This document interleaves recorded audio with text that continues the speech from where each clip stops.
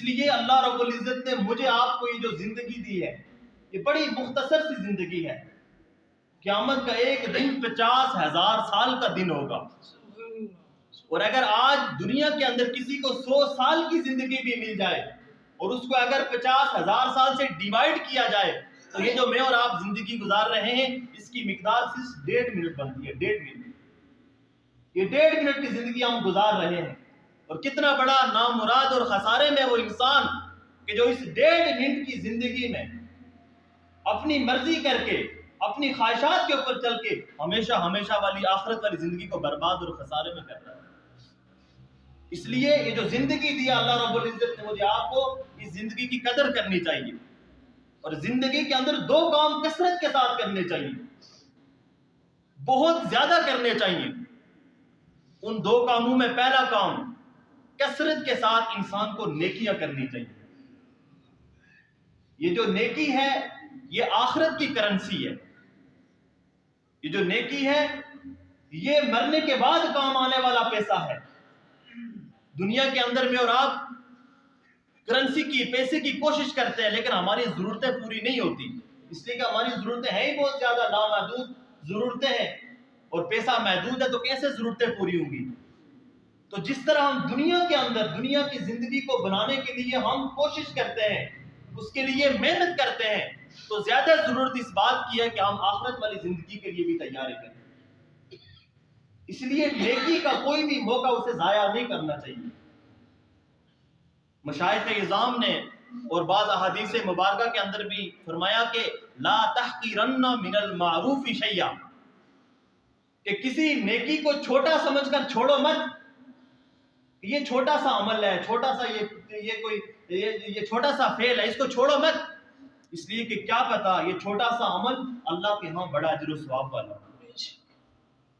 اور کسی گناہ کو چھوٹا سمجھ کر کرو مت, یہ چھوٹا سا گناہ ہے, یہ تو چھوٹا سا بھائی جو ہے نا وہ میں نے کسی کا جو ہے نا چھوٹی سی چیز چرا لی, چھوٹا سا گناہ ہے.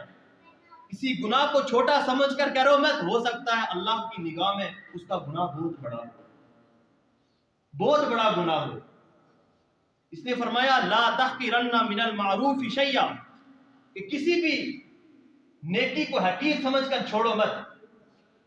خلیفہ ہارون الرشید ایک خلیفہ گزرے ہیں اور ان کی بیوی ملکہ زبیدہ, اور ان کا جو محل تھا اس محل کے اندر ہر وقت 100 باندی قرآن مجید کی تلاوت کیا کرتی تھی.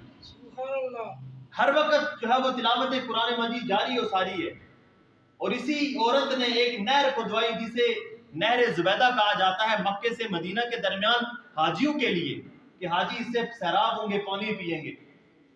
اب وہ جو ملکہ زبیدہ فوت ہوئی تو کسی نے خواب میں دیکھا اور پوچھا آپ کے ساتھ اللہ نے کیا معاملہ کیا, آپ تو بڑی نیک خاتون تھی.